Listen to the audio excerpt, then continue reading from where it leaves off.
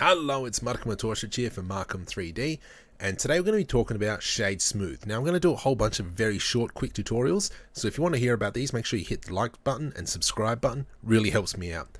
So in 2.8, we've lost everything on the left hand side, but it's up here. If we go Object, we can go Shade Smooth. How about we select the object first, Object, Shade Smooth. Alternatively, I can press spacebar, which is my search, and type in Shade Smooth, and that gives us the same results. Now, if you don't know what your search button is, it could be F3, it could be something else, I'm not sure. You go up to Edit, Preferences, Key Map, and up here, I can just go Search, and then we can see that F3 and spacebar are my inputs for search. So once again, if you like this video, make sure you hit like and subscribe.